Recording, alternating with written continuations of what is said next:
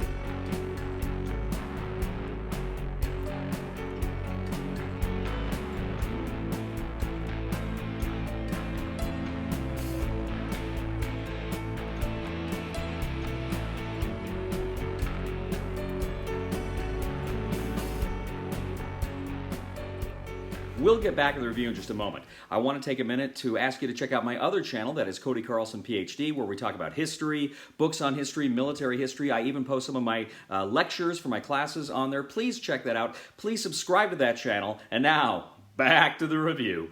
In Marvel D.A.G.G.E.R from Fantasy Flight Games, superheroes of the Marvel Universe are going to attempt to go all over the world, complete missions, and attempt to defeat the big baddies in various scenarios. Now, first of all, you're going to want to pick what superhero you're going to play. Now, this game boasts over 20 superheroes. 10 cards. On one side is the iconic Marvel superheroes, and on the other side is their discounted Kmart version. Now, in addition to choosing a hero, you're going to choose your aspect. Now, your aspect can be different things. It can be aggression, it can be justice, it can be leadership, it can be determination. There's different things that you can select, and they have special colors associated with it. So you're going to take that aspect's color map and then put it next to the hero that you've chosen. You're going to gain a number of tokens depending on player count. They're going to represent your actions. You've got kind of your basic tokens with actions, then you've got kind of a boosted token action that allows you to do kind of more interesting things on your turn with those actions. Now, you're going to choose one of 4 nemesis, the big baddies of the game, like Loki and Thanos, a few others. You're going to go ahead and prepare them. They're going to have kind of their minions available. They're going to have, of course, other various evil characters that will come out that will cause problems for the heroes. And, of course, their associated cards.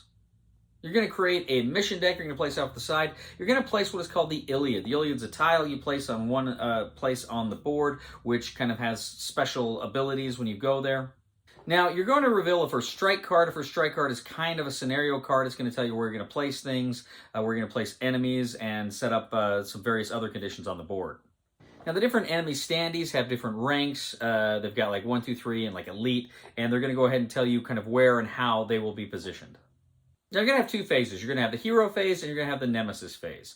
Now, during the hero phase, the heroes are going to take turns. They're going to go around essentially placing one of their tokens on either their hero board or their aspect board, which will allow them to have a certain action that they can take. Sometimes they can take multiples of those actions.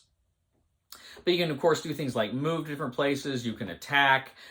You can take a rest action to try to recover some of your damage. So there's different things that you can do, and they change with by hero, and with aspect and aspect. So you have a lot of different things you can do. Now, as I say, one of your tokens is also boosted, meaning you can play that, and it will let you do something special, meaning maybe you've got a better attack, or maybe you can move further, things like that. Now, you can also take dagger actions. Essentially, in certain spaces on the board, you can place your token there and take the action for that space on the board.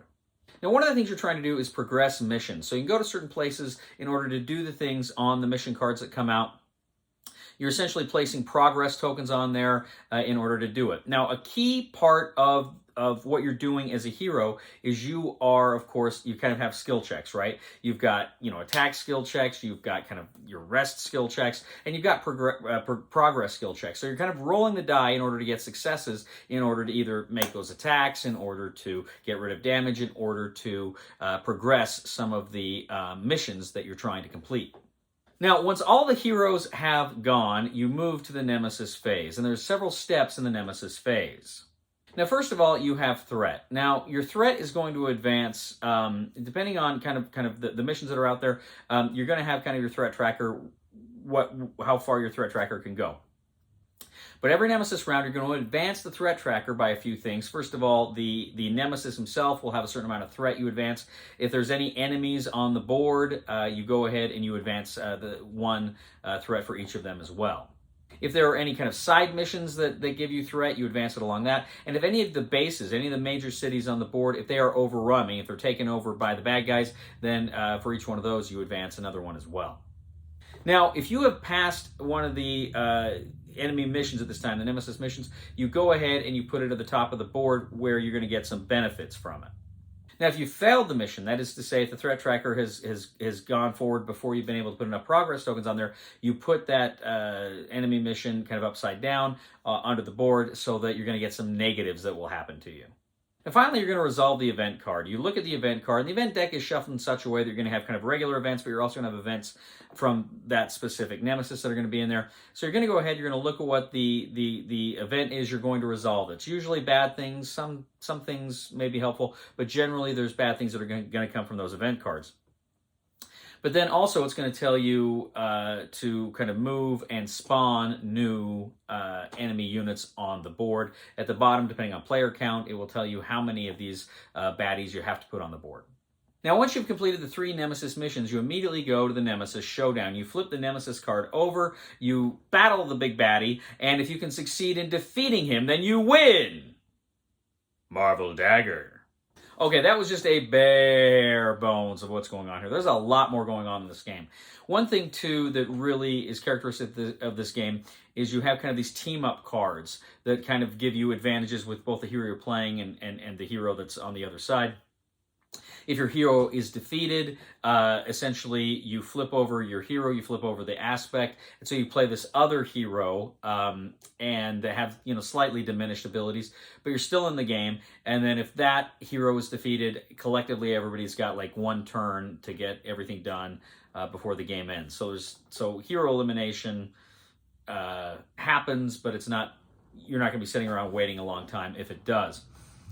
Now, the game itself, so like I said, there's a ton more that I didn't get into in this review, and there's some other videos up on YouTube that can kind of get into that more. I just wanted to give you the flavor of the game.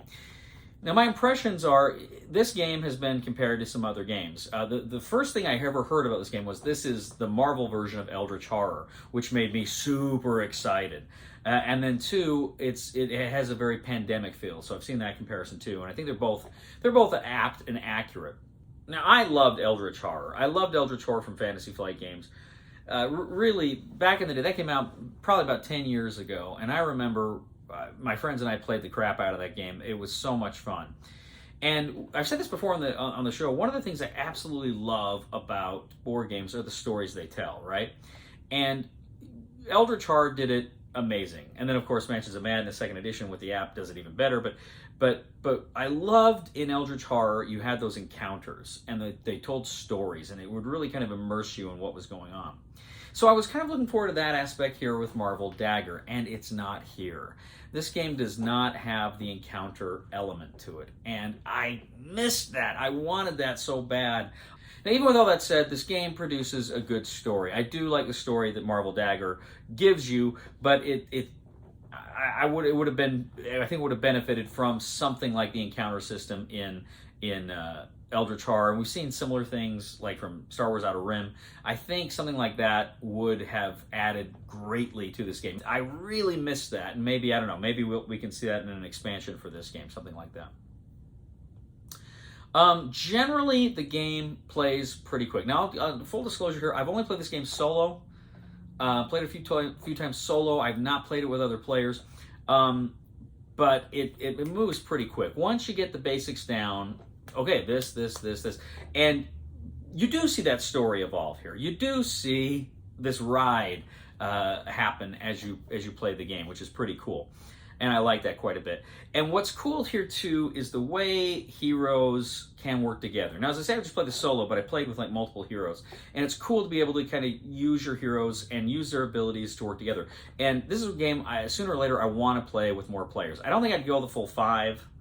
I think like with Eldritch, when you got like the 5 or 6, I think I played up to 6, it gets bogged down. But I think this would be a tremendously fun game with 2 or 3 people. There's something to be said for a good cooperative game that feels cooperative, that feels like it's essential that you guys work together in order to beat what is going on. And I think this game does that. I think this game does that very well. I kind of wish there'd been some minis. Maybe the bad guys were minis or something. I'm not one of these people that needs minis in a game, but I kind of felt like it was missing here. I kind of felt like there needed to be some minis in this game. We didn't get them. Disappointed in that.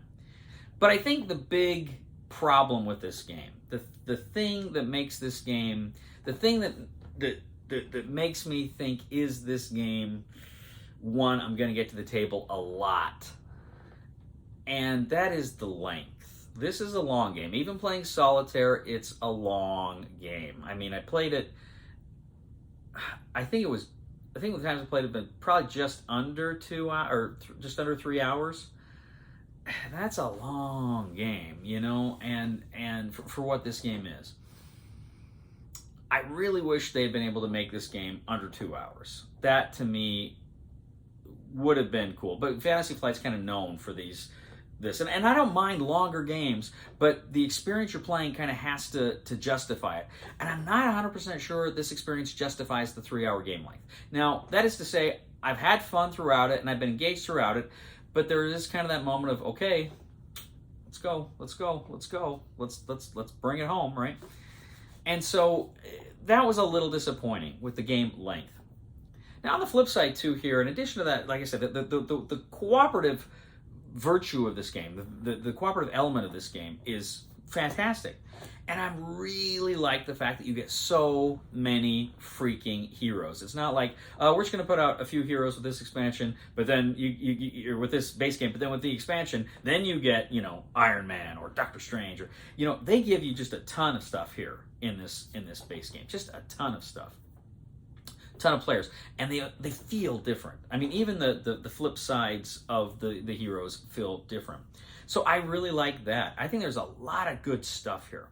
But to me, this feels like a game that, for everything it got right, it just is just a few degrees off of where it needed to be. And I think maybe with the exception of the length, because I don't know how you'd really cut that down, I think a lot of these things can be corrected. At least like kind of like maybe that story element. Like, I would love to see an expansion that introduces encounters. That may make the game longer, though. I would love to see that. Or maybe there could even be new villains that have maybe only 2 missions you have to solve instead of 3. I don't know. I think maybe with expansions, this game could go from being a good game, a fun game, to being a really good game. We'll see what happens.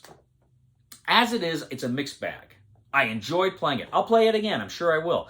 But because of the length, I don't know that this is one I'm going to be hitting constantly. So, recommendation for the discriminating gamer for Marvel Dagger is try it before you buy it, which I realize is hard because it's got a pretty high price point. But if you can, check it out, play it for yourself, and make that decision.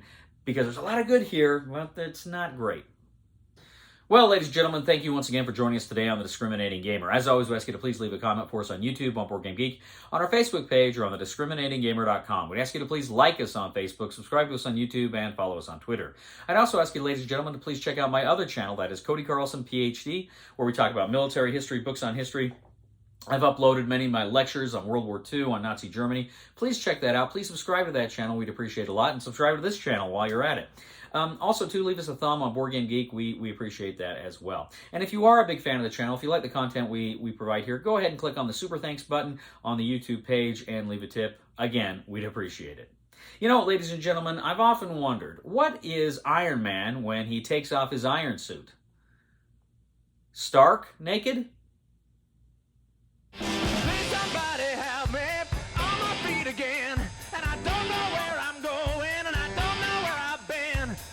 Somebody help me on the solid ground. It's a long time.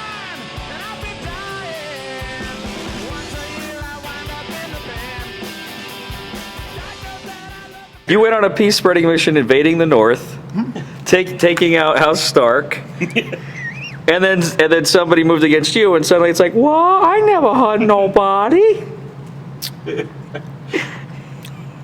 Hold on. Go ahead. Say what you're going to tell me something very important. Okay, so I want to get this on camera. Okay. At this point in the game, I would like to offer a peace between our tribes. The House Greyjoy and House Lannister? Both the House Lannister and House Greyjoy. In the hopes that we can support each other in future endeavors, increase our longevity in the game, and bring peace. I was totally going to screw you over, but your articulation of our shared goals and aims makes me think that I can trust you. Stan, you and I are on the same page, my friend. Do you know who I fear? That sumbitch. That's who I'm afraid of. And your enemy is my enemy. Okay. So I will help you out if you promise. I will not incur on any Greyjoy territory. Okay. Very good. And that's on tape.